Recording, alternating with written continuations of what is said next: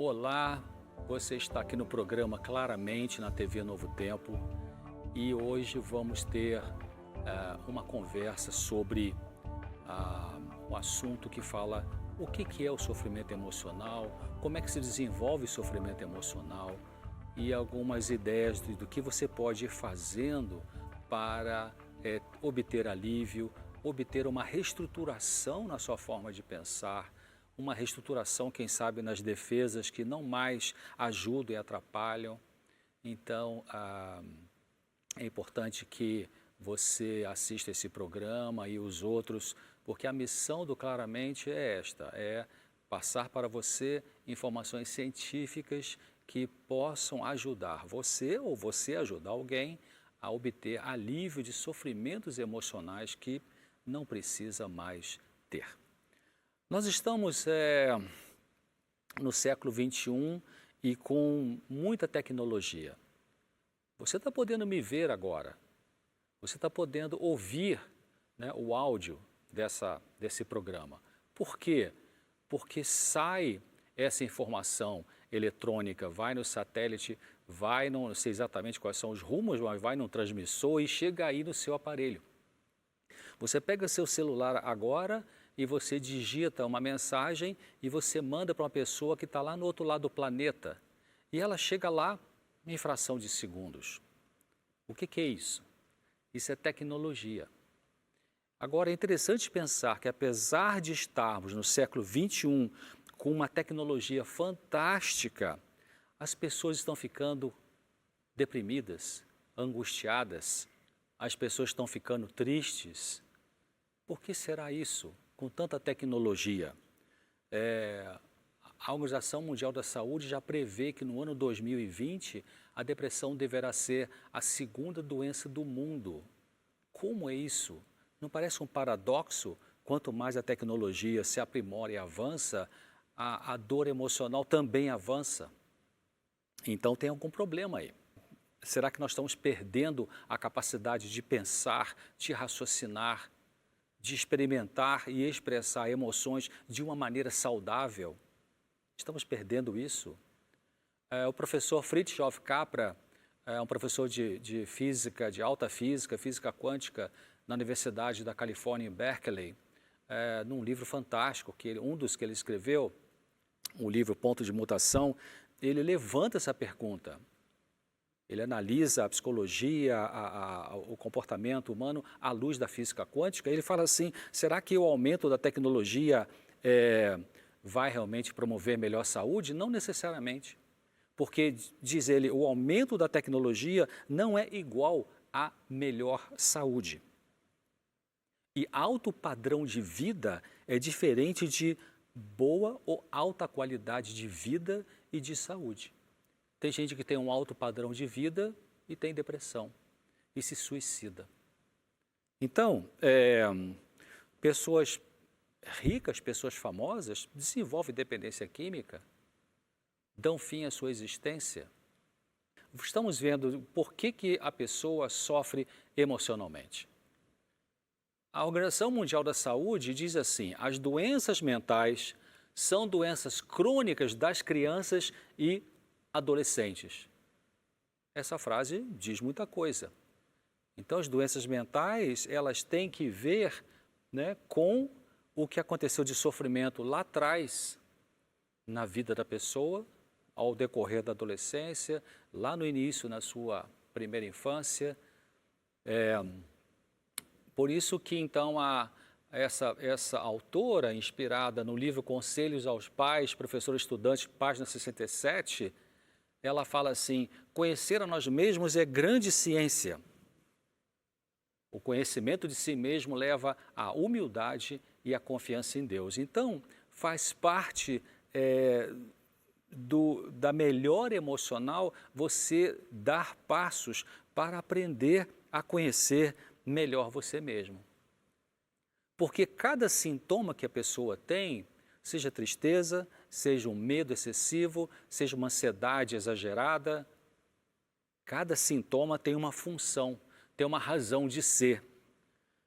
Então temos que pensar qual é o significado do sintoma. Professora Diana Foster, da Universidade Adelphi, Nova York, diz: para cada emoção existe um órgão, existe uma representação visceral. Isso significa que corpo e mente sempre estão juntos nessa luta pela vida e nessa luta para a manutenção do seu self, do seu eu na realidade. Então Deus construiu o ser humano, criou o ser humano, a mente humana, do ponto de vista comportamental, com esses mecanismos de defesa psicológica, para que você, diante de situações de estresse, nessa existência de pecado, pudesse não surtar, não sair da realidade. Então, cada sintoma que você tem, ao invés de você pensar: ai, que chato, puxa, qual é o remédio que eu uso para parar de sofrer desse tipo de coisa?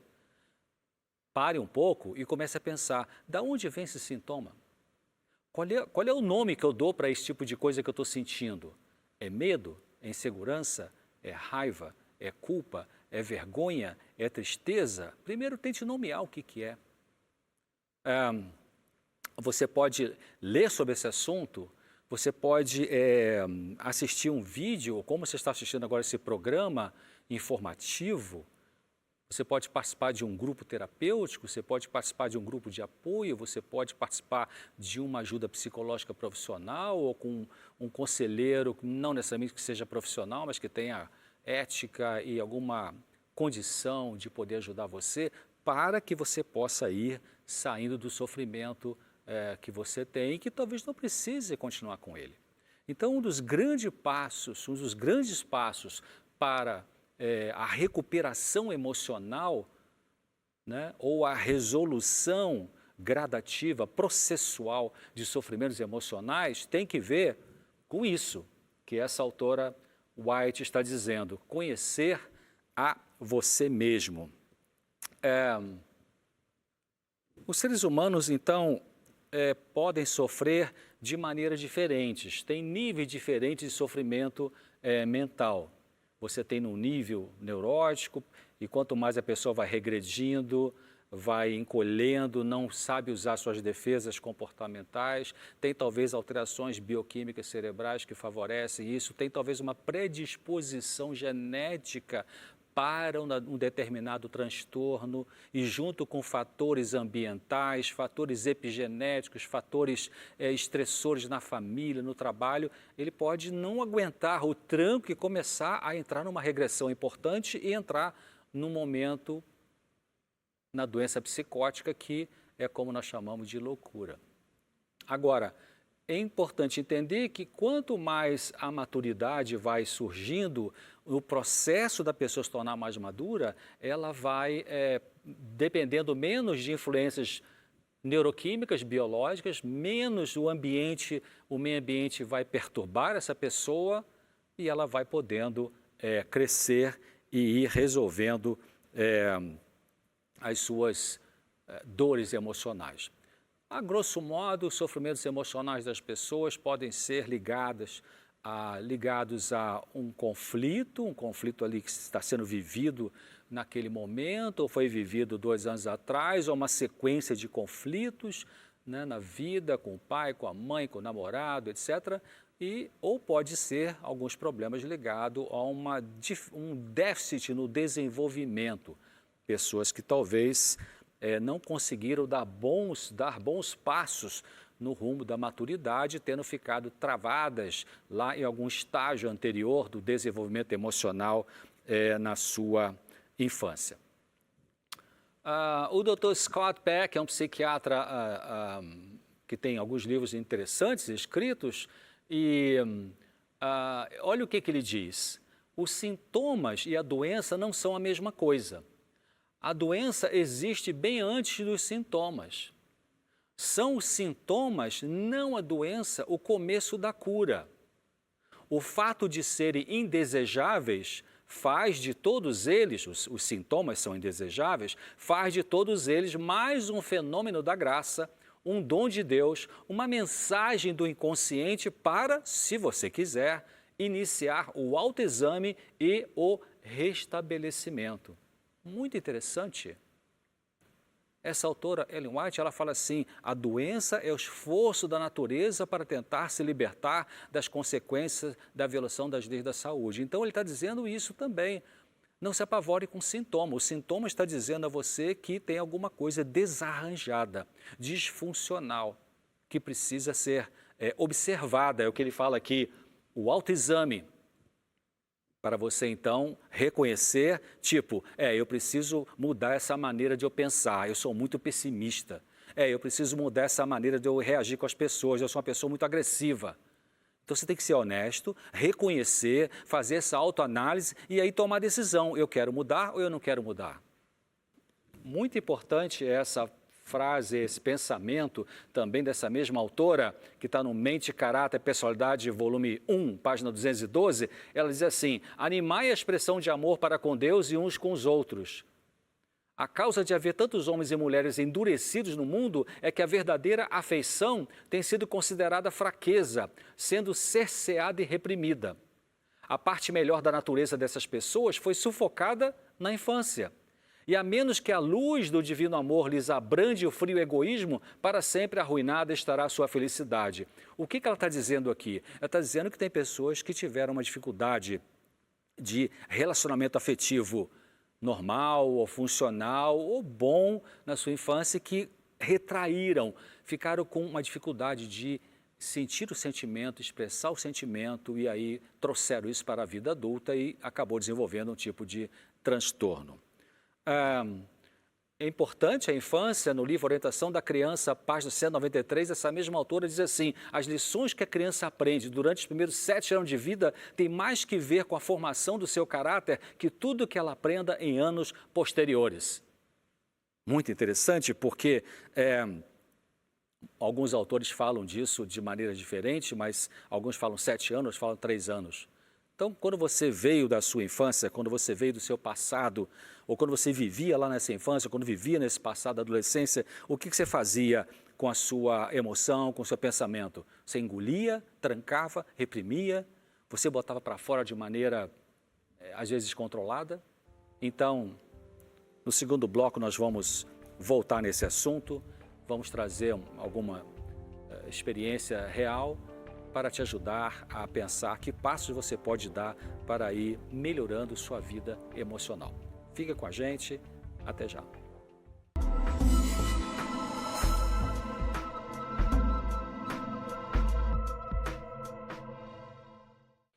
Você quer entender melhor sobre como você pode fazer para melhorar alguns sofrimentos emocionais? Você quer saber mais algumas informações para ajudar alguém que precisa entender como dar esses passos e ir saindo de algum sofrimento emocional? O Claramente existe para isso, para ajudar você com informações científicas em aspectos de saúde mental em geral, para que você possa viver uma vida de melhor qualidade emocionalmente falando e cooperar com as pessoas para que elas obtenham alívio também. Um grande sentido da vida é ajudar a tirar o sofrimento do mundo. No primeiro bloco, então, eu estava explicando sobre a questão de que é importante você olhar para o sintoma não como um inimigo, olhar para o sintoma como sendo uma luz vermelha que acende no painel da sua vida emocional, te dizendo alguma coisa que você precisa parar para pensar, dar uma autoanalisada para então procurar a verdade que vai explicar o porquê você tem sofrimento e, portanto, o que você vai fazer para resolvê-lo. A maneira da gente dar esses passos, uma delas pode ser você começar a entender como que é a nossa estrutura como ser humano, do ponto de vista emocional. Então, aqui, nesse slide, você pode ver que o seu eu, o self, né, como a gente chama, ele é constituído de influências hereditárias, você recebe de pai e de mãe suas características genéticas, mas a genética não é tudo, a genética não é uma condenação. Depois você tem o meio ambiente onde você viveu, passou os primeiros anos da sua infância e adolescência, como que foi essa família de origem onde você estava inserido, havia uma harmonia, havia desarmonia, havia abuso, havia divórcio, como que foi a sua experiência nesse ambiente dessa infância aí. Depois vem a sensibilidade pessoal, que é a lente com que você interage com a realidade. As crianças de uma mesma casa, com o mesmo tipo de ambiente, com o mesmo pai e mãe biológicos, vão ter posturas, respostas diferentes em função de um mesmo tipo de estresse. Por quê? Porque a sensibilidade pessoal é aquela característica, a vulnerabilidade é maior em algumas crianças do que em outras crianças de uma mesma família. E também o que vai ajudar a formar o seu eu, que monta essa estrutura, tem a ver com a natureza espiritual, conforme a palavra de Deus deixa bastante claro isso. Porque o ser humano, segundo a palavra de Deus, que é o que nós seguimos aqui nessa rede de comunicação, a Bíblia fala dessa visão tridimensional do ser humano, pensar, sentir e agir. Então, eu queria falar para vocês agora sobre a história de um rapaz. Esse rapaz, ele tem um perfil melancólico.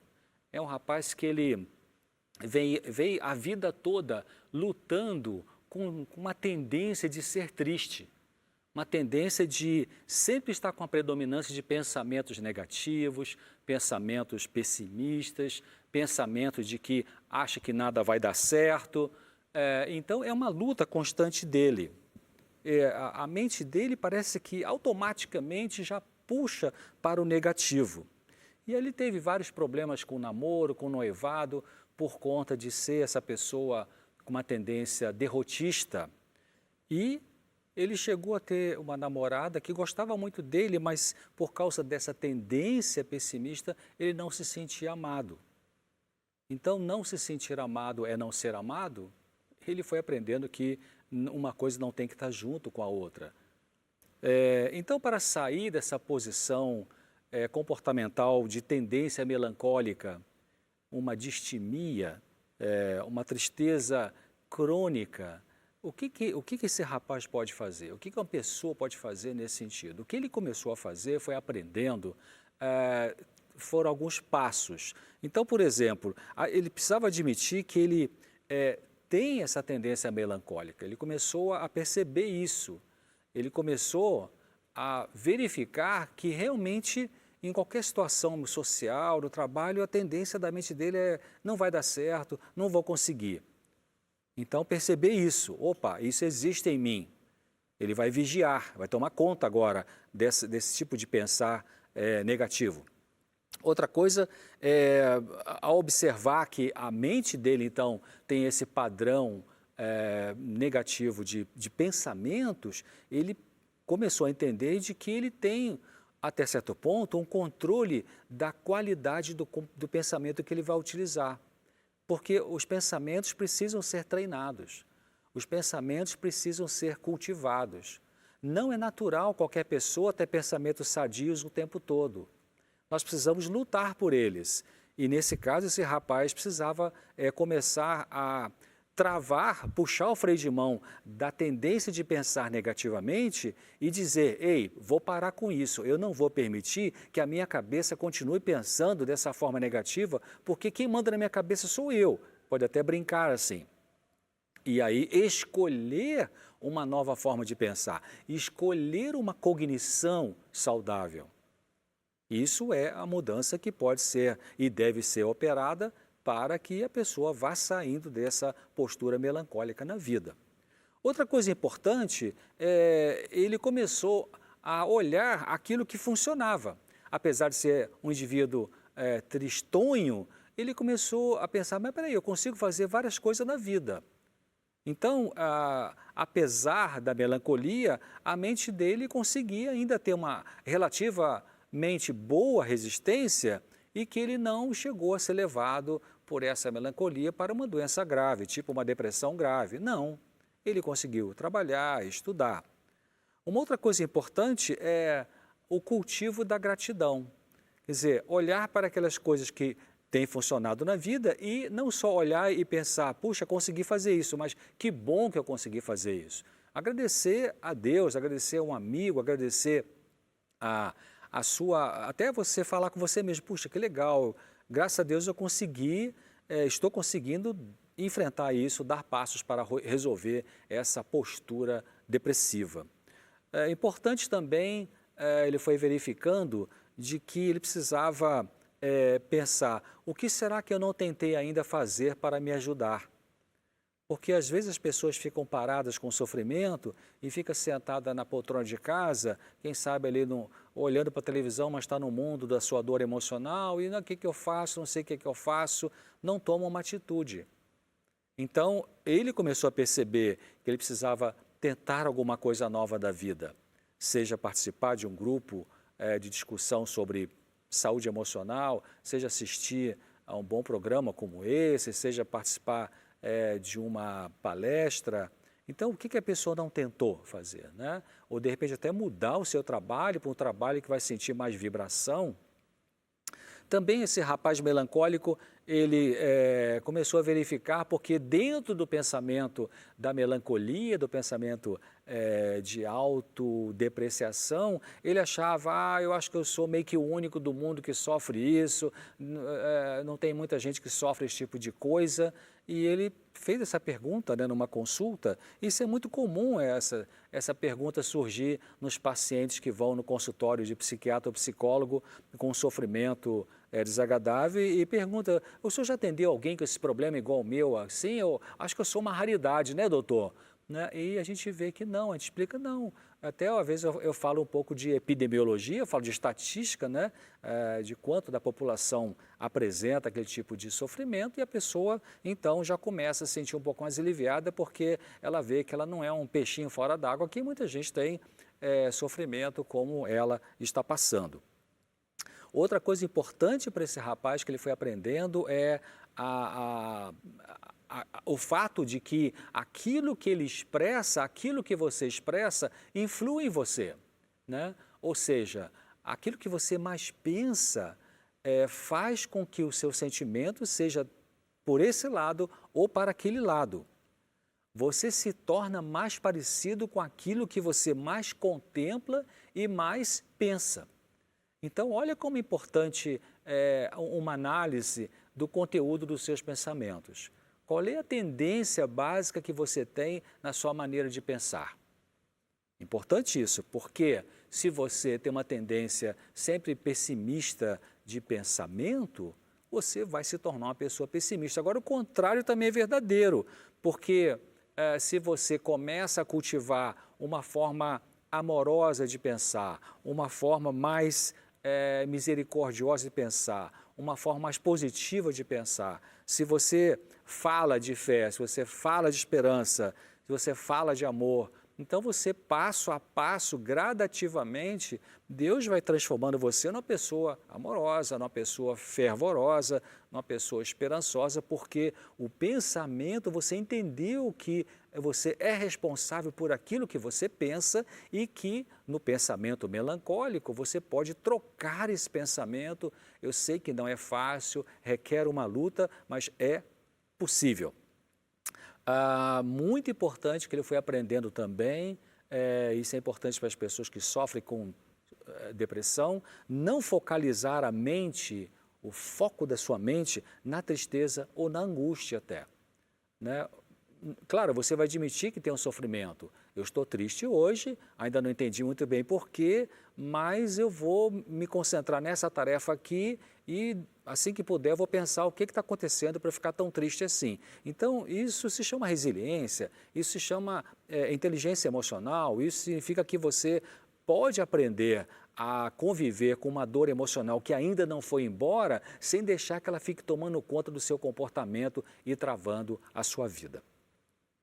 Importante pensar de que o que é bom do que você está sentindo passa, mas o que é ruim também passa. O que é bom passa, mas o que é ruim também passa. A gente não consegue, nós não conseguimos ficar 24 horas por dia, 7 dias por semana, só com emoções agradáveis. Nessa vida temos dores, mas você pode ir aprendendo a corrigir um pensamento melancólico, colocar pensamentos, treinar pensamentos saudáveis e alguma coisa vai mudando na sua vida. Eu queria terminar deixando um texto que está no Evangelho de João, capítulo 16, verso 20 e 22, Jesus falou assim: vocês se entristecerão, mas a tristeza de vocês se transformará em alegria e ninguém vai tirar essa alegria sua. Ficamos aqui, até o próximo programa e uma claramente para você.